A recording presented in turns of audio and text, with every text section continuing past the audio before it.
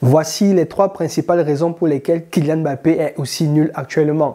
Salut les amis, moi c'est Bernito de Bernito Real Madrid. Sur ma chaîne, je parle principalement du Real Madrid, donc des infos, de l'actualité, du mercato et des débriefs de matchs autour du Real Madrid. Donc si ça t'intéresse ou si tu es fan du Real Madrid, sache que tu es au bon endroit pour vraiment avoir toutes les infos sur le Real Madrid. Donc n'hésite pas à t'abonner et à activer la cloche de notification pour ne manquer aucune de mes dernières vidéos. Comme je vous l'ai dit au début, sur cette vidéo, on va parler de Mbappé et plus particulièrement des 3 raisons qui, selon moi, expliquent son niveau lamentable actuel. Kylian Mbappé, voilà, on connaît tous, c'est le joueur qu'on attendait tous au Real Madrid, du moins la plupart des Madrilènes attendaient son arrivée. Il est arrivé au Real Madrid en début de saison et jusqu'à présent, le constat est clair, ce n'est pas le conte de fées auquel on s'y attendait. Tout se passe très mal. Kylian Mbappé n'arrive pas à prouver, il n'arrive pas à montrer aux Madrilènes qu'il est le joueur stratosphérique qui, il y a encore 2 ans, était quasiment le meilleur joueur du monde. Donc aujourd'hui, tout se passe mal. Et donc, pour moi, j'ai 3 raisons qui expliquent cela. La première raison, sans plus tarder, c'est que Kylian Mbappé a arrêté de travailler. Quand je parle de travail, je parle pas en fait des entraînements que les joueurs font le matin avec le coach et le travail tactique et tout ça. Non, je parle ici du travail personnel, du travail qui permet à un joueur de continuer de progresser, qui permet à un joueur de continuer d'améliorer en fait ses forces et de gommer progressivement ses faiblesses. Lorsque Kylian Mbappé arrive au PSG, il vient de Monaco, il est tout jeune, personne ne le connaît vraiment, donc il marche sur l'eau, il est au-dessus de la moyenne pour son âge, il a des qualités qui font que même si ce n'est pas parfait, il fait de grosses différences, surtout que personne ne le connaît, donc personne n'a encore assez de données sur lui pour pouvoir bien l'étudier et donc forcément, il surprend tout le monde. Il arrive au PSG, il continue de marcher sur l'eau, même si on commence un peu à le connaître, c'est tellement un joueur spontané qui se donne à 400%, qui veut montrer aux yeux du monde qu'il est au sommet. Et donc, il continue de travailler. Et là, il développe son dribble spécial, qu'il appelle lui-même la spéciale en fait de Kylian Mbappé, qui consiste en fait à piquer dans l'axe et à fermer son pied lors du tir pour croiser le tir au niveau du premier poteau. Ce qui est vraiment imparable parce que tellement ça va vite, niveau vitesse d'exécution, que le gardien est quasiment cloué sur place. Et donc, en arrivant au PSG, il a travaillé cette technique-là, il a pu la développer, la mettre au point, et c'est vraiment devenu son arme fatale en fait.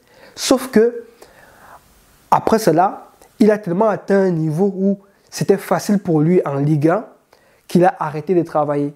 Il a arrêté de perfectionner en fait ses atouts, de maximiser, n'est-ce pas, ses atouts et de gommer progressivement ses défauts parce qu'il avait des lacunes. Ce n'est pas le joueur complet qui sait tout faire, pas du tout. Donc, il fallait qu'il améliore également d'autres aspects de son jeu.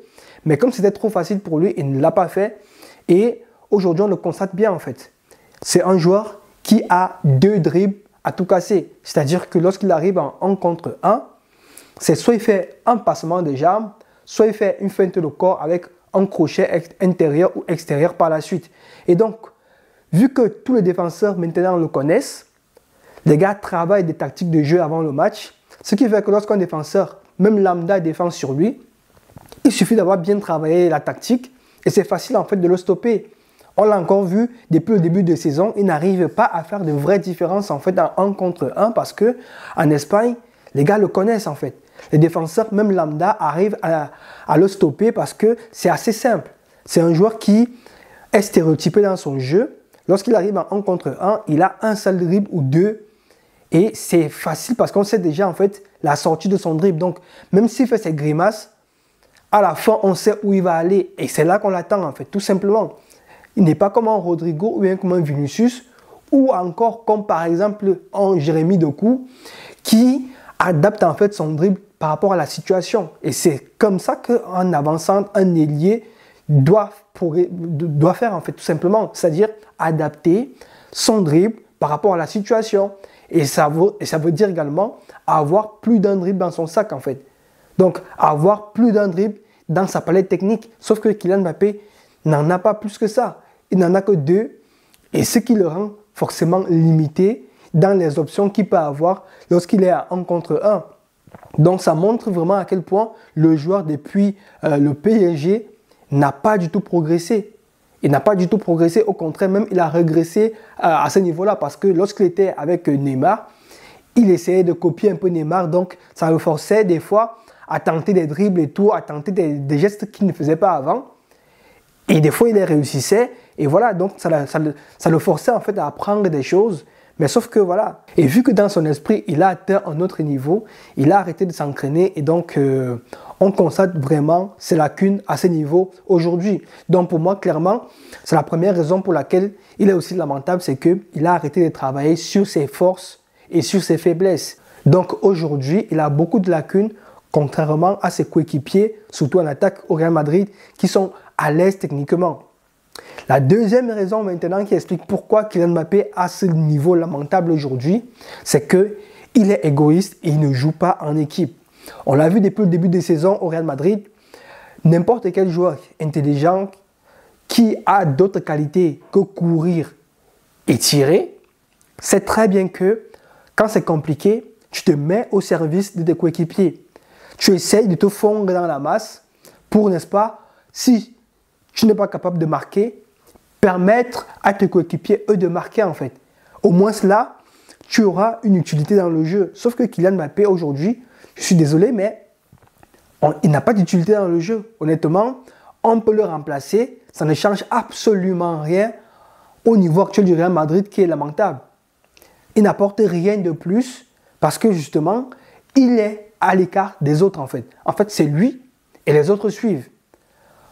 Au PSG, c'était le cas, c'est-à-dire qu'il était devant et c'est tous les autres derrière qui devaient faire les efforts pour lui et lui apporter le ballon tout droit dans les pieds. Donc, il ne participait pas au jeu et donc il n'a pas travaillé, à cause de cela, il n'a pas travaillé en fait son jeu sans ballon, il n'a pas travaillé en fait sa capacité à pouvoir jouer avec les autres, à pouvoir, n'est-ce pas, s'adapter à n'importe quelle équipe, à pouvoir participer au jeu, à pouvoir servir également les autres quand lui est incapable de pouvoir marquer. Sauf qu'on l'a vu depuis le début de saison, lorsque lui il est en attaque, comme c'est le cas depuis, le mec, il ne se concentre que sur lui.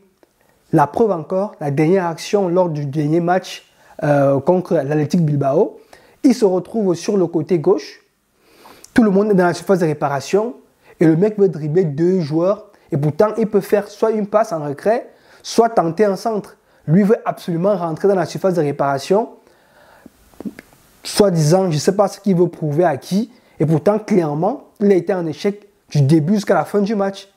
Donc, lorsque la solution est la plus simple, il cherchait à faire le geste le plus compliqué, avec toujours un crochet en trop, voilà, un dribble en trop, plutôt que de jouer dans le sens du jeu, à savoir faire une passe, un centre, ce genre de choses. Et on a très bien vu sur l'action en question que j'ai décrit, l'agacement en fait dans l'axe de Bellingham, qui ne comprenait pas pourquoi il a essayé de dribbler plutôt que de tenter un centre. Dans ce genre de situation, c'est la chose à faire vu que les joueurs sont regroupés dans le paquet, ils n'attendent que ça. Donc les gars, c'est un exemple en fait concret du fait que Kylian Mbappé ne se fond pas dans l'effectif, il ne s'adapte pas à ses coéquipiers et donc il ne joue pas avec eux. La troisième raison maintenant qui explique selon moi le niveau lamentable de Kylian Mbappé, c'est que Kylian Mbappé est mal entouré. Quand je dis mal entouré, ça ne veut pas dire que les joueurs du Real Madrid actuel sont nuls et que voilà, ce ne sont pas des joueurs de très haut niveau. Pas du tout les gars. Quand je parle de mal entouré, je parle ici d'un joueur capable de pouvoir l'alimenter avec de très bons ballons, d'un passeur d'exception.